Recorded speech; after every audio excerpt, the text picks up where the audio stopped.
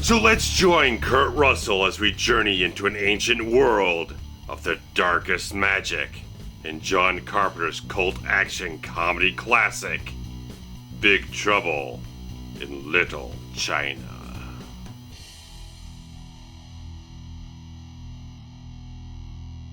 Tough-talking truck driver Jack Burton rolls into San Francisco's Chinatown to meet with his best friend Wang.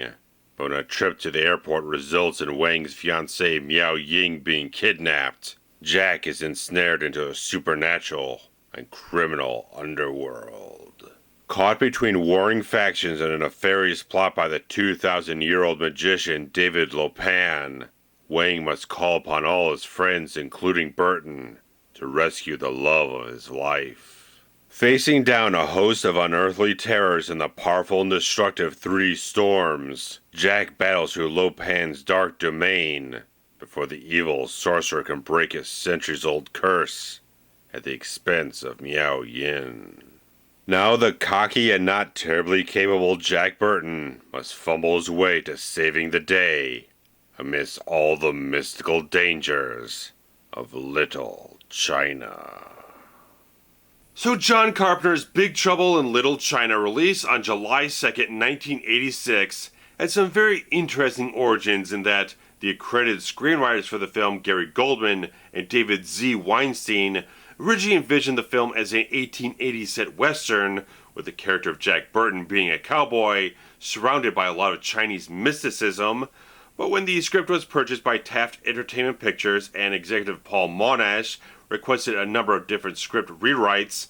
Goldman and Weinstein ended up no longer being attached to the film anymore, despite many of their own objections, and Taft Entertainment Pictures brought in script Dr. W.D. Richter, who had been the director of The Adventures of Buckaroo Banzai Across the Eighth Dimension, and with the help of Richter ended up bringing the script and the concept of the film into that very contemporary setting that ended up being what the film ended up having. And with Richter having been the director of Buckaroo Banzai, a lot of people kind of view Big Trouble in Little China as the sort of pseudo-sequel spiritual successor to Buckaroo Banzai, because at the end of that film, in its end credits, it had promised Buckaroo Banzai versus the World Crime League. And so a lot of people feel that with a lot of the things that are implemented in this film, a lot of the different styles that it has, that it does feel very much like that type of thing, that this could have been, under different circumstances, that sort of sequel.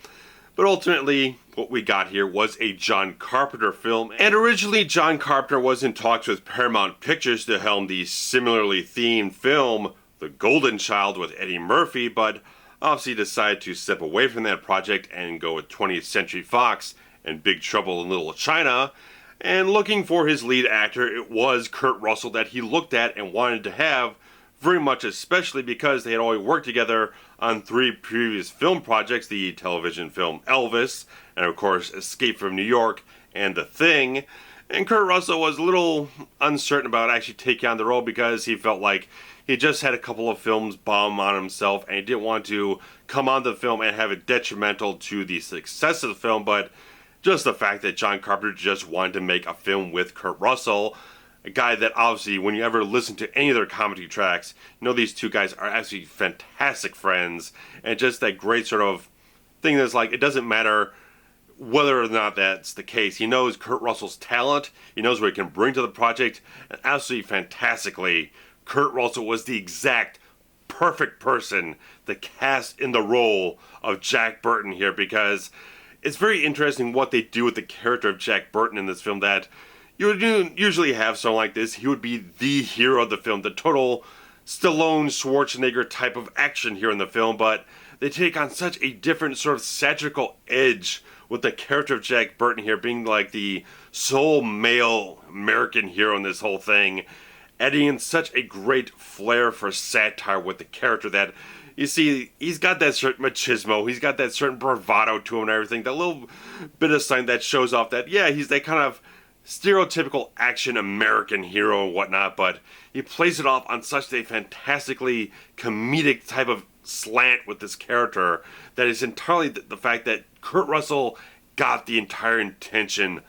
of the character, that if you got the wrong actor in here and saw the material and tried to play everything straight and tried to play it as the exact hero of the film, it would have ruined a lot of what this film adds into its own charm here, because Jack Burton is a bit of a buffoon. He's not the guy that you actually are following in this film as the exact hero of the film. He's the guy who's perceived as the hero of the movie, but is actually the comedy sidekick alongside the character Wang portrayed by Dennis Dunn. So it's a very interesting reversal of everything, that you see this guy, he looks like an action hero, like any kind of action hero you would see in the 80s.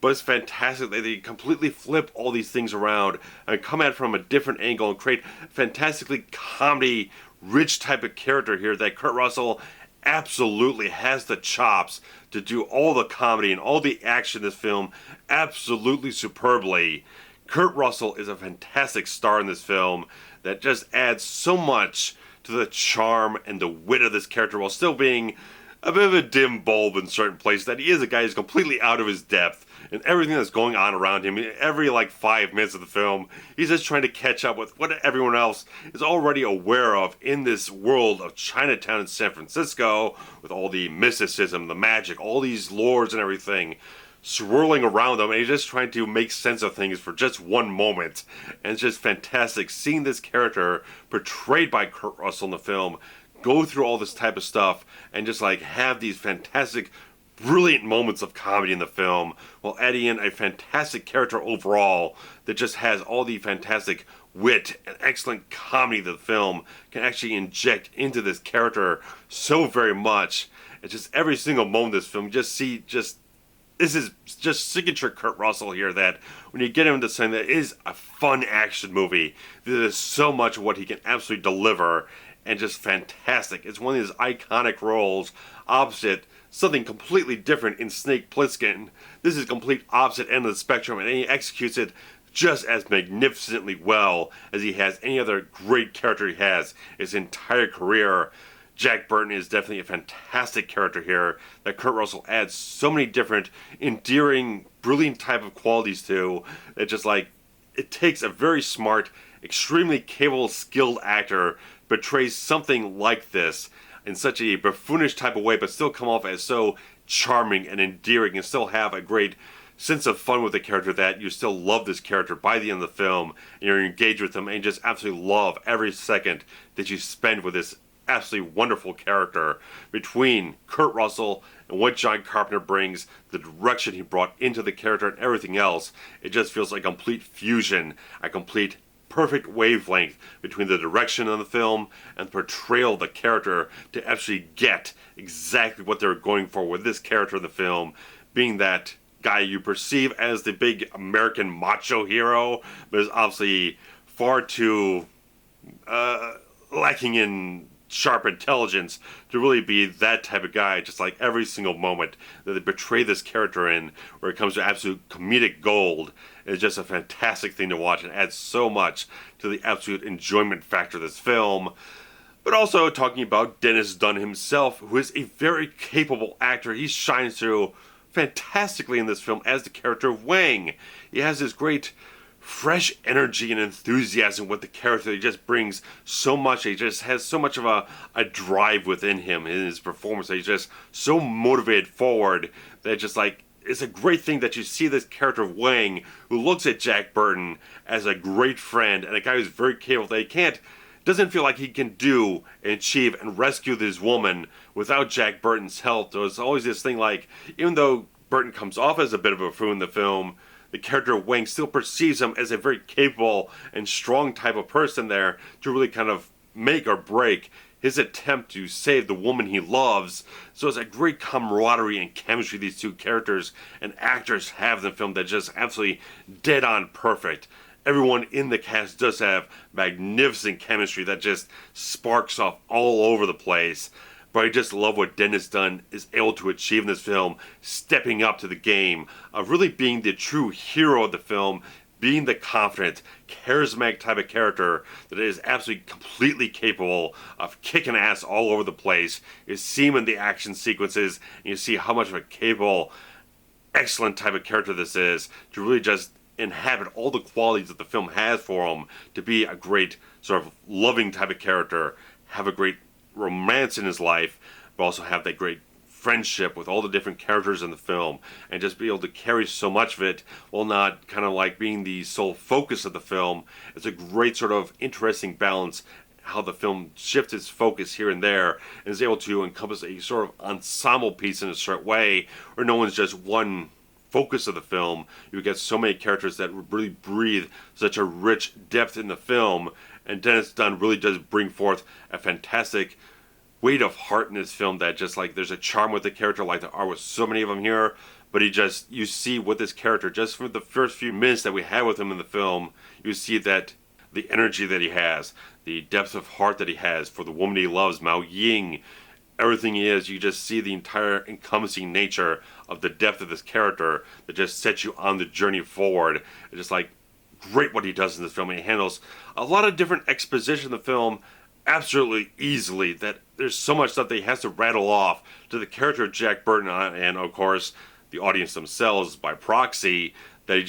just so sharp and so smart with everything he does. I think Dennis Dunn just does a fantastic performance here that just builds and plays off of so many different people in this film, so expertly smart. I just absolutely love what he puts into the film overall. And another guy who just brings so much of an eclectic type of vibe to the film is Victor Wong as Egg Shen, the guy who's the tour bus driver, but also the guy who's so steeped in all this Chinese mysticism, this sorcery that's going on. So the opposite side, the opposite balance to Lo Pan. He just brings so much of a great eclectic vibe to the film and just is the embodiment of all that mysticism, the magic that the film has. And he's just such a fantastic, energetic, exuberant type of character that just brings so much to the film overall with the texture that it has, the energy that it has. Everyone just is such a fantastic comedic actor in this film, and Victor Wong is just absolutely fantastic with everything that it brings here. And of course we get Kim Cattrall in the film as the character of Gracie Law, who is, I find her to be a very sweet, sort of endearing character in a certain way, but there is a certain issue with her acting performance in the film that she does do a bit of overacting in it. That there is a bit of a exaggeration to how she delivers her lines, which it can write a certain line for me anyway, that I do find that it kind of adds a little bit of a charm to the character, that she is a bit, even though they kind of refer to her a lot as a sort of intelligent character, it sort of shows her off as a slight bit of an airhead that doesn't quite grasp the reality, the gravity of the situation so much, that she is kind of a little bit getting ahead of herself in certain places and getting a little too overexcited. But it's probably the one performance of the film that you can kind of teeter-totter back and forth about how you really feel about it. But I still think there's a lot of things that Kim Cattrall does bring to the character of Grace that really just adds a certain romance to the film, that there is a connection that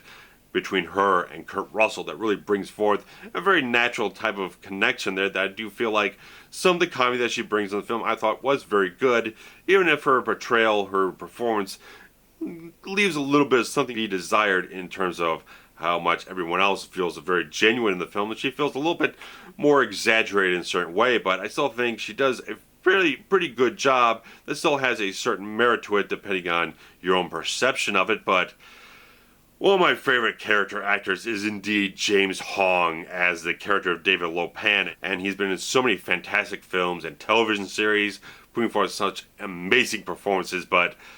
man, people are always going to remember him as David Lo Pan, because, I mean, just from the first moments you see this character on screen, he has a very scary presence with how they do him up with the makeup and the wardrobe as a much more powerful, spectral type of David Lo Pan. It's just a very striking appearance that can really kind of send a little bit of chills up and down your spine in the right context, that he does feel like a very formidable, intimidating type of villain. But it's a fantastic thing that James Hong is such a versatile actor that he does go to that cackling old man that is the flesh and bone version of David Lo Pan, and just create some fantastically awesome type of moments of comedy in the film that just like everything just works with the right tones, the right beats, with how his performance works out, and like so many other things in the film. because John Carpenter's direction is so spot on the money, that if you get the wrong director in there who really can't put all these things together with the right flourishes and the right degrees and balances of everything, a lot of these performances could end up being all over the place. But because John Carpenter can able to focus these actors and utilize their talents to the right degrees in the right ways, you get some fantastic performances here. And I think James Hong does a really damn good job here, making the character of David Lo Pan a very formidable villain with such a versatile, dynamic type of quality to him that you see that lusting type of desire that he has when he's looking over Mao Ying and just trying to feel so much of that freedom of power right at his fingertips, moments away from it. Certain moments in the film, just like you just feel that with the character, just brings it out in his performance. And again, the cackling sort of old man type of version of him is just absolutely delightful and all living hell. I just love the full spectrum of what James Hong brings to this character to make him the villain that this film really needed to have, with a lot of, again, eclectic type of values, but also such a fantastic presence overall to really make him a strong villain that embodies all the haunting and mysterious type of qualities that you needed to have from this performance, and he absolutely hit it dead on perfectly. And I think the rest of the supporting cast of this film just embodies their characters absolutely perfectly to bring forth, again, a lot of comedic chops, very sincere and charming, endearing type of qualities. I think everyone does a great job, including the actors who portray the three storms in the film, just hit that balance between menacing and certain comedy too, that everything just is just perfectly balanced with almost every performance here. Is a fantastic cast that John Carpenter assembled, that he's always such a great job at assembling very strong ensemble casts, and this is definitely one of them that absolutely stands out magnificently.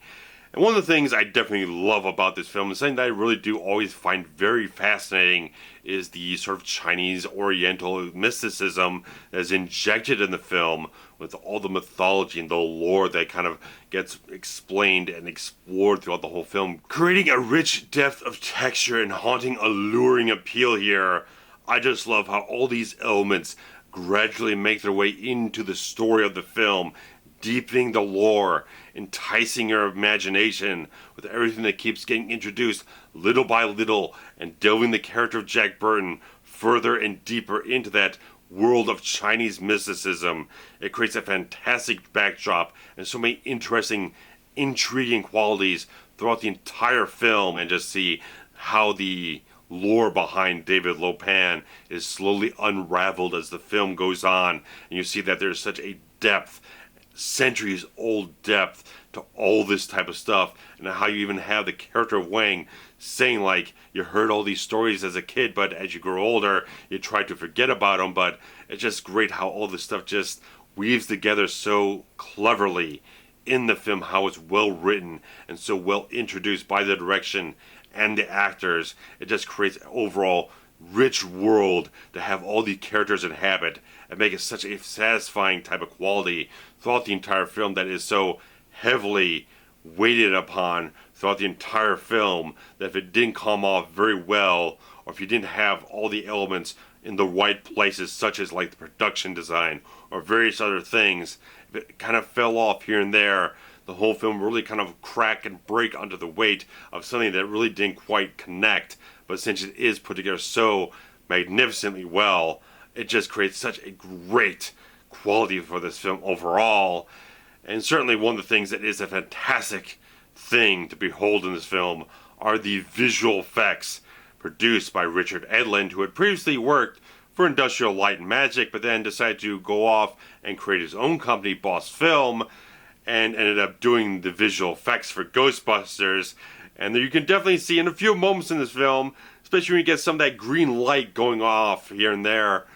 really looks like something that you would see absolutely from Ghostbusters. Seems exactly that type of quality and that visual design overall, while still having this film have so many great original effects and fantastic high-grade type of stuff that he did implement using very high-resolution film stock, such as 65mm, to actually make the quality of the effects so very high once they are optically composited into the rest of the footage, so you never had a loss of quality, that everything remained very sharp and very well balanced in the film, that all the effects have a fantastically marvelous, wonderful quality to them, with such imagination bursting out of the seams of this vibrant, interesting, and sort of comic bookish type of design overall, that everything in the film really just goes forward with a very bright and very interesting and very satisfying visual style to it, that you see, like the lightning you see from the three storms.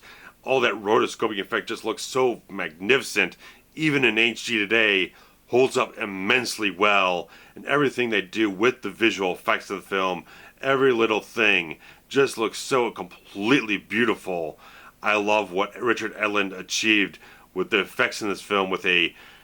film overall having about a $20 to $25 million budget. You could absolutely see the quality of that budget. The weight of that budget was put so much into those effects to make them the absolute best possible. And Richard Edlund was indeed one of the masters in the field of it. And even the physical effects that they used in the film, such as the mannequin of sorts for the elderly Lo Pen, where he's making that transition from one form to the next. They had like this 100-watt bulb within the actual puppet of sorts. And if they had it on too long, it probably would have started melting the entire form of it. But all these little things that they used in the film to really kind of create the visuals that they had to realize the imagination that was in the script and what John Carpenter wanted to achieve with all these different moments. They just did such a fantastic job. His team did an amazing job with the effects in this film. So many of the damn things in this film are just imaginative, with all the different creatures that you get in the film. It just goes for a very intense, vibrant imagination that doesn't pull back, doesn't hold anything back, to tone it down. It's going for a full bore sort of neon 80s comic book style in so many ways. I just love everything they did with the effects in this film. They're immensely immaculate quality, to the credit of Richard Edlund and his fantastic team. They definitely deserve a whole lot of praise for what they did here. And two things you can always count on in a very good John Carpenter film are the cinematography and the score used in this film. And he got, again, Dean Cundey to direct the photography of this film, and it looks absolutely fantastic. That even though, like I said in my Escape from New York review, that the action and the cinematography of that film was much more of a older style of sort of action films, or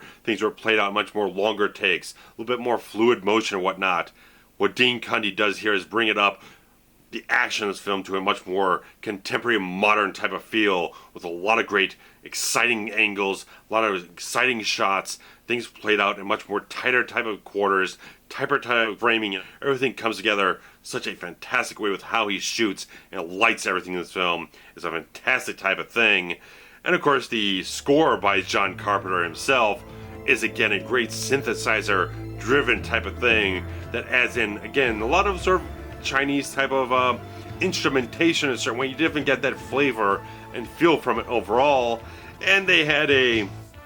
sort of music video release for this film, which was certainly very, very cheap and quite cheesy, but still has its charm, that it was John Carpenter, along with the director of Halloween 3, Season the Witch, who was also second unit director on this film, Time Lee Wallace, and one of his friends who is a screenwriter and was the original Michael Myers in terms of Nick Castle. The three of them came together as the Coupe de Villes to record a title track for the film, which is completely in line with the fun, sort of campy, cheesy type of quality the film goes for. So it's a very catchy tune that just pure fun in certain ways. And just the fact of the matter is, the cinematography of this film and the score, fabulous type of work, bringing up the quality and just executing everything on an extremely high level for the artistry involved between Carpenter and Dean Cundey there in their own respective areas. And with Big Trouble in Little China, John Carpenter had never done a film so heavily dependent upon comedy, but how he blends the comedy with the action of this film is just absolutely fantastic. That it's just expertly executed, that you just feel like this is a guy who has done this a million times before and has not gotten tired of it, that everything he does to execute every single beat, there's not a misplaced or mistimed comedy beat throughout the entire film, and how he just blends it with the action. It's just absolutely inspired and just absolutely comedic brilliance in my view, that there's so many sequences in this film that just hit off fantastic, exciting action. When you see like the character Wang, he jumps into action, attacking the other bad guys, while Jack Burton is off in the corner, screwing things up, trying to get the knife out of his boot, and it goes flying off the other side of the room. When the action sequence is done, he jumps back in the sequence, and all the bad guys are already taken care of. So it's like, there's so many moments in the film where just like, it's so brilliant in my view, just absolutely brilliant. Just like every single moment, it's just absolutely fantastically hit upon with everything they do with the film, with the action that they have, the comedy that's implemented. They just do a fantastic job getting all these little beats in the film hit off just perfectly for absolute maximum laughs you can possibly have, and the action as well. It's just a phenomenal type of thing that John Carpenter shows that he can just do anything he damn well pleases in his prime. He can do a horror film, he can do a sci-fi film, scary films, or just absolutely fun, adventurous action films like this. He can just go ahead and do anything that he wants to do and do it so exquisitely well. Everything to do with the action in this film, like I said, more updated than you saw in like Escape from New York, where it's much more faster cuts, tighter action, stuff going along at a much stronger pace, and there's a lot more action to cover overall when you have whole big legions of good guys and bad guys throwing martial arts hits all over the place. Very tight, dynamic type of stuff that they're running through all over the place. So many different things in this film just hit off on such a fantastic thing, with all the martial arts action, which is absolutely fantastic. Seeing this stuff in a mid-80s type of film, just hitting off on that beat so very well that John Carpenter did kind of shy away from or tried to tone it down too much. It really kind of hit off on a fantastic beat that still made it so exciting and give it a different type of flavor overall than you saw with the majority of mainstream action films at the time. It just gave you something completely different, unique, with the action this film has to go for. And even when you get into the climax of the film, you got so many more wire work and everything, all the tremendous stunts that they put forth in the film. It's just way ahead of its time. A lot of the stuff in this film maybe have been seen in maybe like some Asian cinema before, but never in American film. Nothing that would have hit in a mainstream American theater anywhere would you have seen action of this style, with a lot of high-flying, dynamic type of stuff where people are just jumping and leaping over the place, mid-air sword battles and everything. All these different dynamic type of things are just very acrobatic and very dynamic, just very different type of stuff overall. You would not see this type of stuff really hit in mainstream America until like 15 years later, when you saw a little bit of an explosion there with like Crouching Tiger, Hidden Dragon. It's very much a film that just stylistically and inventively a lot of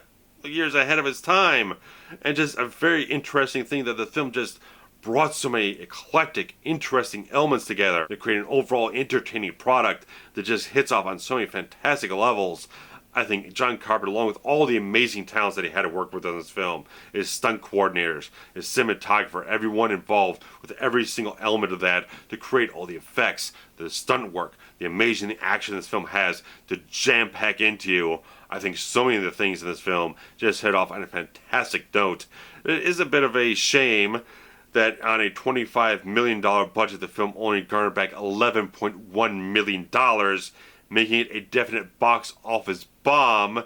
It's you can kind of analyze it a little bit, because apparently when they had a test screen of the film, the audiences loved the film. Fox and everyone else involved thought they had a major hit on their hands, but then they didn't terribly promote it too strongly, because 2 weeks after the release of Big Trouble in Little China, 20th Century Fox was releasing James Cameron's Aliens, where all the marketing muscle was being put strongly behind that film to make it end up being one of the biggest grossers of the whole entire year of 1986. Well, John Carpenter's Big Trouble in Little China sagged down and didn't get as much attention, got overshadowed in the entire wake of the marketing push for Aliens. I don't know why they scheduled it for when they scheduled it, how they put together their release schedule in that type of way to put two action films, big budget films for the time, within 2 weeks release one another and sacrifice the marketing one for another. It doesn't make a whole lot of sense why they would have done that. And just the fact that this was the film that the last major studio film that John Carpenter really worked on, because it just soured him to the whole process, that things got just too maybe bureaucratic and things just didn't go off very well with the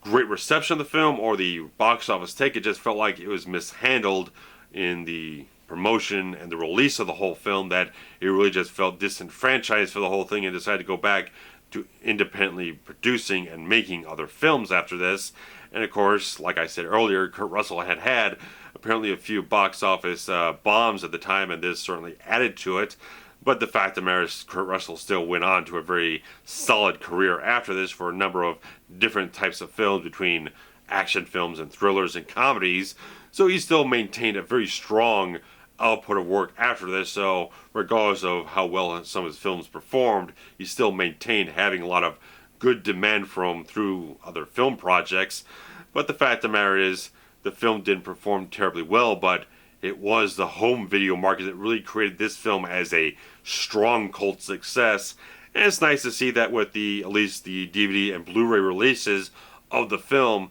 20th Century Fox has acknowledged that this film does have a very strong cult following, has put together some good, solid releases for it. Maybe not the best stuff ever, but still they put a lot of work into getting a commentary track by Carpenter and Kurt Russell, and also pulling together various archival type of things, some deleted scenes. It's a very hard to find type of stuff. So they put some definite effort into releasing this film and giving the fans something more than just a bare bones release. So very nice that they actually decided to come around and give this film pretty much a good just due in its home video run. But it's just the fact that Big Trouble in Little China is a fantastic film that I've never given as much attention to personally in the past. But certainly after seeing this film theatrically re-released last year, I absolutely adore this film. It is just such a fun, entertaining type of film. Like I've said so many times, there's not a misstep anywhere in this whole film. Everything comes together so exquisitely well. Even if Kim Cattrall's performance is not all it could have been, I still think everything in this film does come together so well. The editing of the film is just absolutely fantastic. Cinematography, top grade type of stuff. The visual effects are extremely high grade for one of the masters in the field, who would also, the following year, go on to do another box office bomb in Masters of the Universe, yet put together still some of the best effects you would have seen of the era.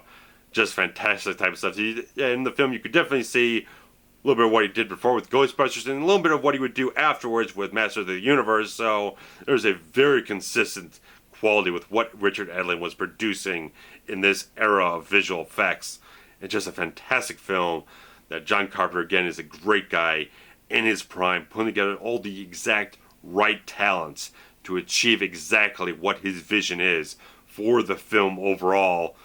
Just wonderful type of stuff. Everything is just fantastically woven together, put together, executed, and paid off with this film. It is an absolute joy to watch this film. If you've never seen Big Trouble in Little China, you absolutely do owe it to yourself to actually check this film out, because on every level, all the characters, how it's so smart and clever and ahead of its time in 1986 to really kind of introduce, like I said, the satirical edge with the character of Jack Burton taking sort of typical American hero and kind of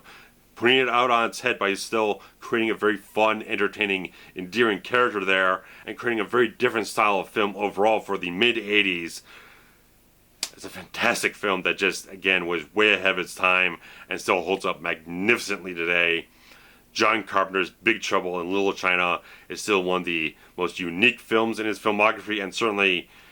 the most fun overall, because, again, I don't think he's ever done anything that hinges so strongly on comedy and hit it off so expertly. Just can't get much better than this type of film if you want a big, fun, summer type of action film. It's got everything that you could possibly want, and then some. So rich, so wonderful, so perfect in my view. So your comments below about Big Trouble in Little China are exceedingly desired below. So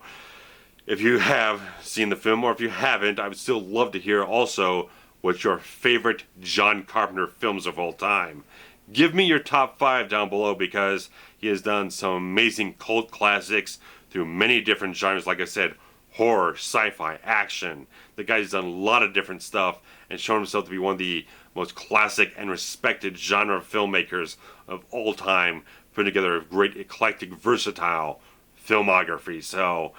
great way to start off 2016 with this fantastically fun film. So I definitely appreciate you guys checking out the video. Thumbs up on the video if you've definitely enjoyed the passion that I've had to give out for this wonderful film. So